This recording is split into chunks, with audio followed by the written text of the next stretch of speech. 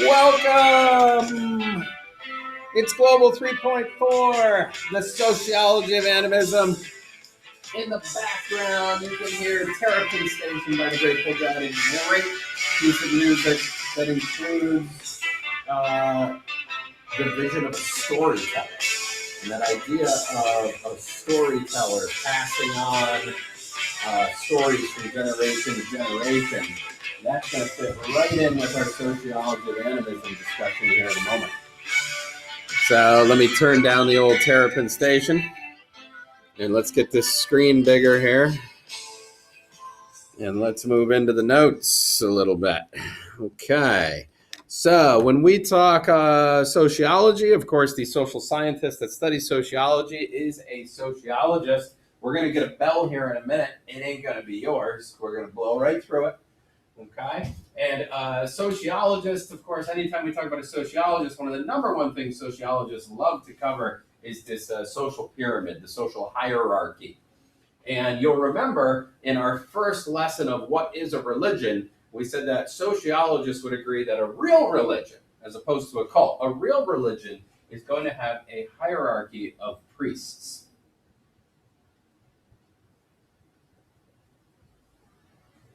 And with animism, that is not going to be any different. You're going to have all these different levels of priests. Sometimes they go by different names, like a shaman in animism, something like that. Just as an example, the shaman.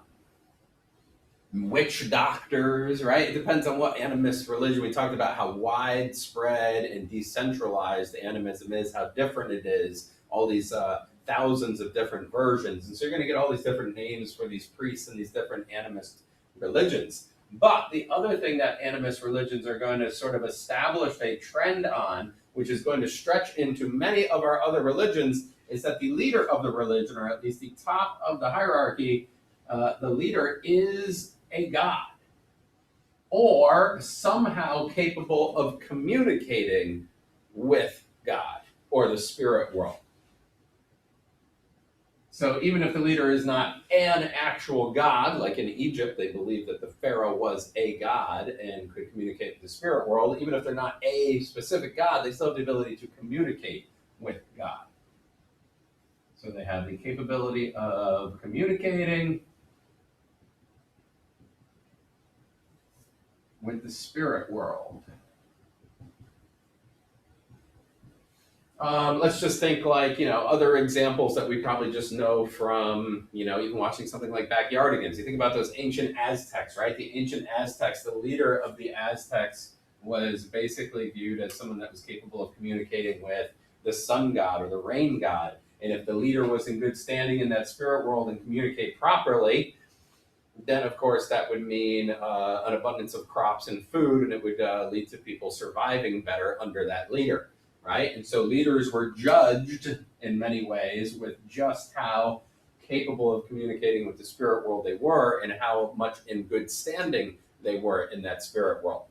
All right, so that's like the basic hierarchy, sociologically speaking, of animism. The other thing that we kind of want to add, we talked about, again, in our Intro to Religions unit, we really focused on this other aspect of an actual religion as opposed to a cult. And this other aspect of actual religion was that there's holy texts or scriptures or sort of these like religious rules that have to be followed. And with animism, much of animism, when we learned historically about it, there's that bell I talked about, ignore it, right? Most of animism extends so far into the past, right? You're talking about 70,000 years ago, 10,000 years ago, even 4,000 years ago. There wasn't a lot of written texts. So what would end up happening is the religious sort of teachings and the religious texts were shared via word of mouth, a oral history. And in many animist cultures, they would have these storytellers. I forget what they were called in Ireland. I'd have to think about that word for a second. Maybe it will come to me. But in some of the African animist cultures, these storytellers were called griots. And the griots, that's it, they were storytellers. I mean, what else do you want me to tell you? They carried on the teachings of the religion through some sort of oral history, right? They pass on the teachings and pass on the religious ideas, the tenets, if you will, through an oral history.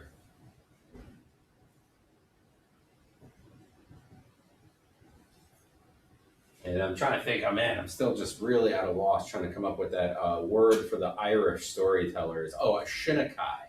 That's it. In Ireland, they called them a Shinnekai, and they were these pagan Celtic storytellers.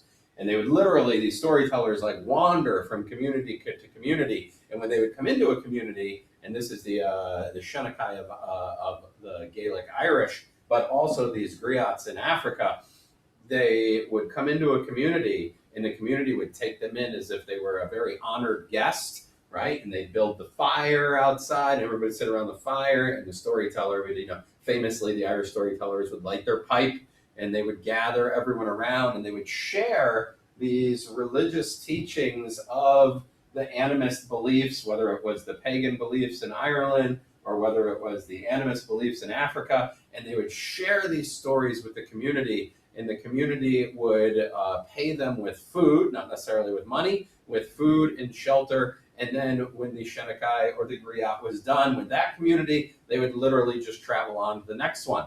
And so you had a very word of mouth spreading of all these different religious ideas in all these different animist religions. Notice I keep using the word different, right? This is very decentralized. And a sociologist would say, look, if it's decentralized, you've got all these different storytellers, and word of mouth, oral history is not very reliable, right, to begin with. And so you really had a hard time, a sociologist would say, you have a hard time uniting people. And that would also explain why animism was fractured into all of these different versions and variations, right? Literally thousands of different versions and variations of animism across the world over time, because it's tough to unify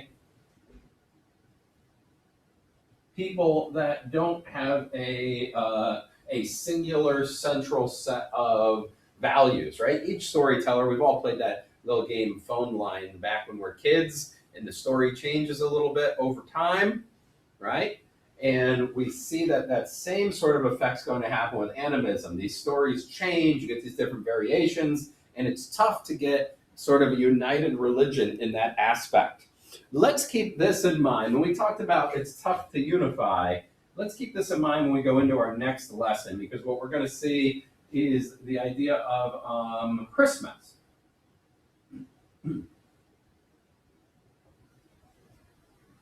Right? Christmas was actually created by the Christian religion, which we'll talk about more when we get there. Christmas was created by Christians in order to unify a lot of pagan animists that they were trying to convert to Christianity.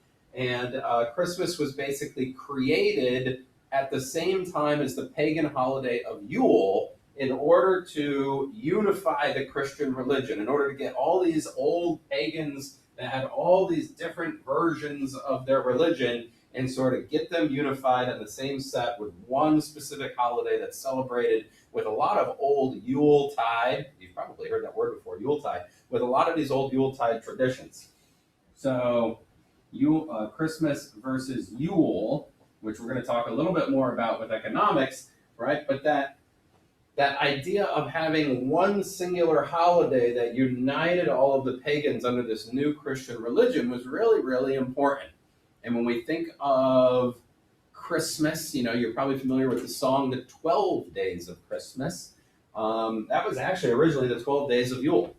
Right? It starts on Christmas and it starts on the December 21st, which is the winter solstice, when the sun starts staying up longer. Yule was actually a celebration of the sun god and the fact that the sun was up longer and that the days were getting longer, which meant that the harvest was coming. And those 12 days of Christmas start on the winter solstice. And if you count the math, it goes all the way to the new year, right? So that was a holiday season, and Christmas lands right smack dab in the middle of that time period. A lot of people think, well, geez, Christmas is the celebration of Jesus' birthday.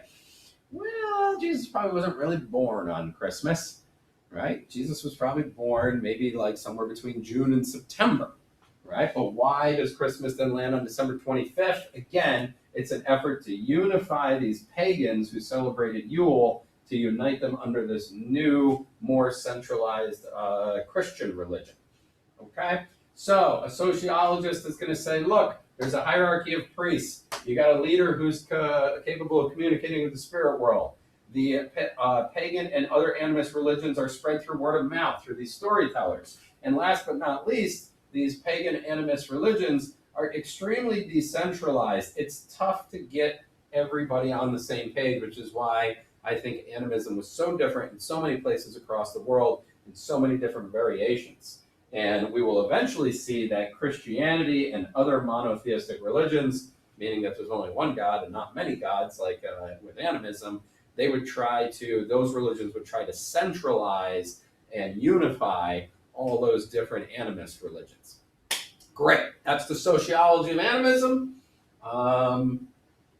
Wonderful. I'll see you tomorrow. We'll probably talk some economics of animism. Maybe talk a little bit more about the Christmas versus Yule thing. We see that a lot of the economics of these pagan religions, we'll probably study that through Yule. Okay, great. I'm getting long-winded. I know you're sick of listening to me. Get out of here.